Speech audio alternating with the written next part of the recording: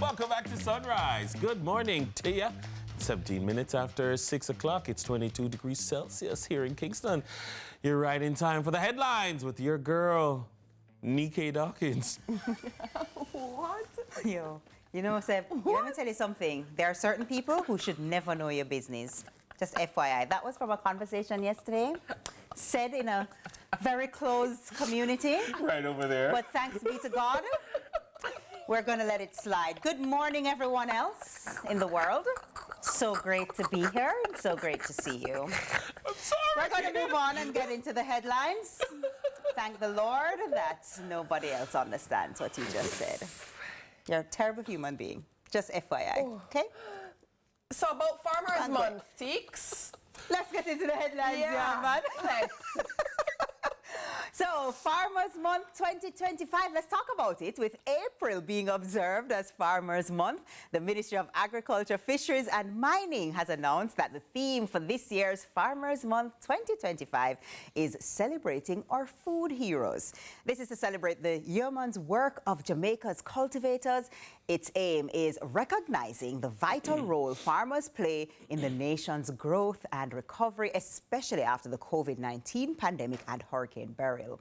Portfolio Minister Honorable Pernell Charles Jr. urged public support and participation in the month-long activities and events, including youth markets, agricultural shows and networking seminar at the Jamaica Conference Center, the launch of the Pradial Larceny Watch at the Jamaica Agricultural Society, the JAS, Grantham Group in Clarendon, the Montpelier Agriculture Show on April 10, National Fisheries Authority Appreciation Day in St. Catherine on April 18, and the St. Anne Agriculture Show on April 28. Consumers will also benefit from a parish-wide farmers market and livestock services like artificial insemination at the Minard Estate in St. Anne on April 26. So it's going to be a big deal. Just a point of information, the Minister of Agriculture, Fisheries and Mining is Definitely Floyd Green, yes. Not Pernell Charles Jr. Did I say agriculture? That's what I said, Minister of Agriculture? I should think so. It was, the story was this. It's a portfolio minister. Okay.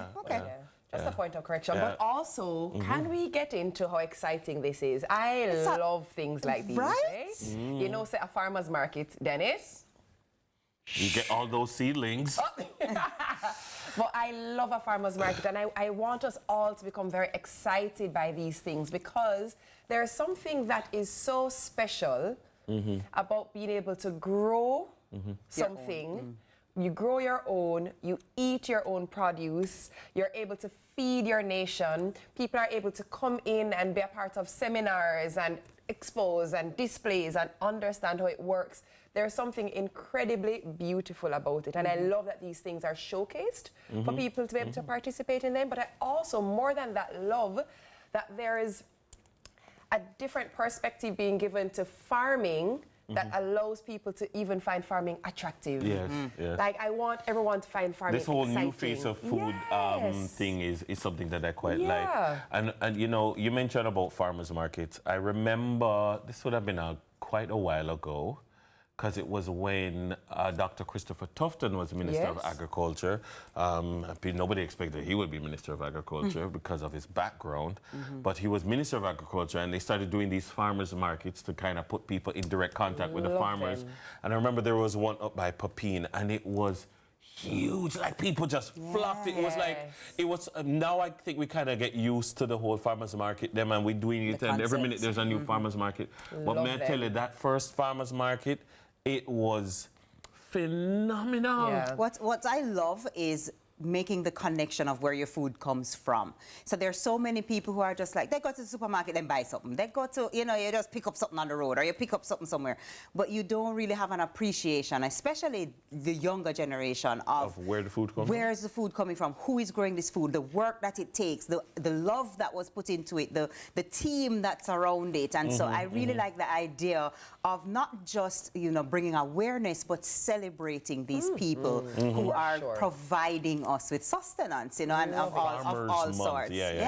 So all the farmers out there, big up yourself this morning. But I hope it does. I hope it develops by a greater connection with farmers and farming. a greater intolerance of predial larceny. The people, hey, imagine, like, car farming, you know, you have to put in the work. Of course. All when you not see it, you have to trust the process. Talk about trust the process. Yes. Yeah. And then know when it come good, you start getting excited and attached to the products. And you're like, yes. And you take out loan for it, you know. And you wait and you go reap in 2 weeks, and somebody the week before reap before you. No. It's hard. It must be heart-rending. Has to be. Of course. You know? Has to be. Has to be. Kill your animal when you come out, you see carcass. No. Anyway. Let's end on a high, though. Farmers. Farmers. Good morning to all the farmers, yes, near, and let us far, help them wide. protect their product. Yes, Yeah, definitely, definitely. All right, so next up, confirmation of agreement between the Jamaica Teachers Association and the Ministry of Finance. The president of the Jamaica Teachers Association, the JTA, Dr. Mark Smith, announced that an agreement with the Ministry of Finance and the Public Service to pay retroactive salary increments to teachers by the end of April has been reached, covering increases from 2022 to 2024. This follows earlier threats of strike action over delayed salary negotiations and unpaid allowances. Most travel allowances have now been paid, and some graduate allowances as well, though final decisions on future graduate payments are still pending. Smith also noted that the JTA awaits details and clarity from the government on the proposed performance-based pay system, while outlining that the JTA is in full support of accountability and efficiency. Smith said any performance-based salary mechanism that's introduced must be based on a model that is fair and transparent. So some progress We've been there. having this conversation about fair and transparent performance-based pay for teachers for so long. And I'm like, yeah, I don't know if it will ever happen, but I'm glad that there's a clear path to settling the 22-24 negotiations. And so, like, they can expect a little retroactive. Not the eyebrows, Dennis. Right? Not the eyebrows. I always say that there are certain professions that a society just cannot function without, right? Farmers was one of them. We mentioned them in our first story. But teachers, healthcare workers, police. These people are essential services. These people are directly tied to the outcomes of the future of the nation. And I find that in these professions, I think there must be just remuneration that makes them understand that they are valued and appreciated and respected. And in turn, what happens then is that you get people who pour their all into this particular service, which impacts the greater society. My mom was a nurse, as you guys know. Dennis was a teacher, still is a teacher.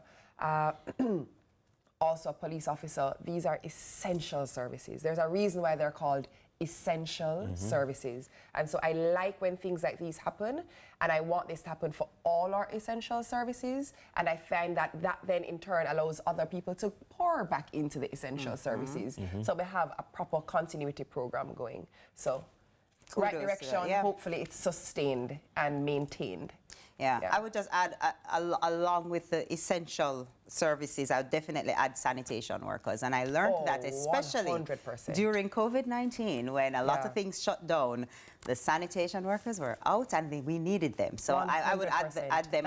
Thank you. And I agree, especially because the impact of, say, for example, these people being dissatisfied, disgruntled and striking or having any kind of disruption in their service, it's we don't want that. So I'm glad to see that there is progress, there is some, moving forward with the negotiations, and we're hoping that everything works out, is clear, and all of our teachers are happy and feel loved and appreciated. And that's what we're hoping. attractive salaries also attract the brightest and the best. And so there's one thing to offer me an attractive salary, but make sure me get the salary. What's next, Teeks? Next up, NSWMA, speaking of which, leverages technology to improve waste management operations. The National Solid Waste Management Authority, the NSWMA, is adopting new technologies to enhance waste management, boost efficiency, and support sustainability.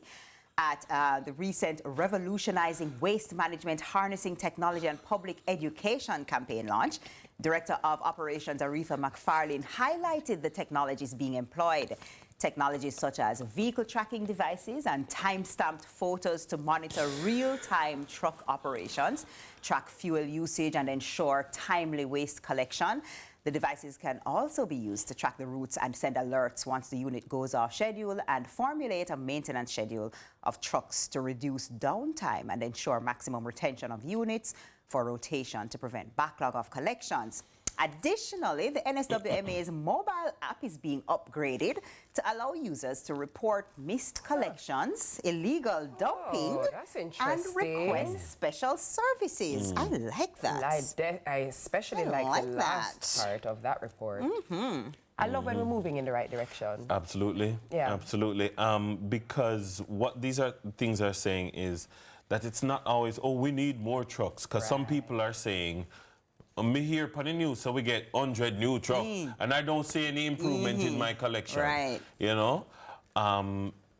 Because there are efficiency issues. There's issues with accountability and honesty. And so when you're tracking and you can, look here, fleet management, asset management in the public sector is a critical element of performance. For sure. And if people know this truck is being monitored in real time, the reality is that they will have to behave differently. You know, and if they can confirm that the garbage was not collected, it will, and there are accountability measures for not collecting, then I think you'll have a decline in the comments and a decline in the misery index. You know, sometimes we talk about the misery index, like people just being unhappy with things in the society, and it's because in spite of hearing grand announcements that X more was spent, you can actually see it and feel it. Yeah, because you know it's factors like this, and so I hope that it works out. But also, can we just talk about, we really need to get it right where we have so much in place. There are a lot of protocols and guidelines and rules and regulations, and enforcement is really where we fall short. We fall really short on enforcement. So I'm hoping the introduction of the app allows for there to be greater enforcement, because that is where we always struggle as a society in every single area. We don't need more rules necessarily. We don't need more rules. The app and the other technologies are tools to be able to give us the power of enforcement so that we can regulate behavior in the right direction.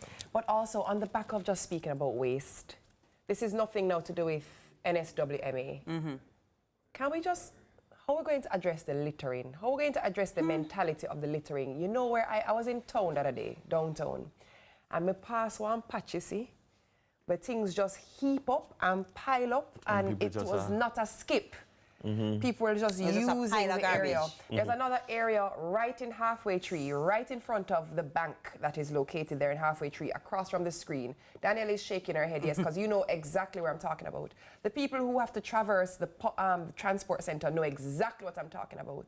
People just drop them garbage right there. What about pride?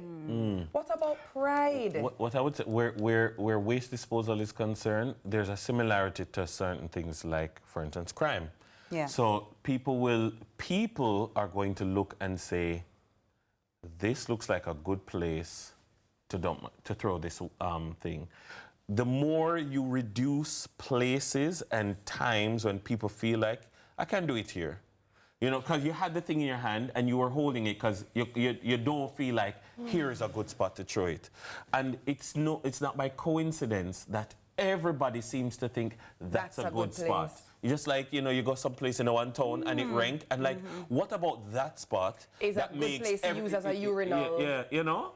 Men, because we know it's the gentlemen. We know that. Well, of course. We know that. So I'm saying what we need to do is target these spaces and make people think this is not a good place. This is not a good time. Maybe providing more options, for people to actually have a proper place to throw it away. Exactly. We don't have enough of those you have to know, in and put around. more, but then if you put more, You have to develop systems to collect it. But also, you know what to do with your bodily waste. It is not designed. There's a reason why so many walls around town say no. Yes, so. Yes. So about the bodily waste. Yeah, because they had to write it on the wall because people have decided that that's a good spot. And it still rank. All right. That's it for your Tuesday morning headlines. It's now time for a quick break. There's more Sunrise right after this. Please don't go anywhere. Stay here.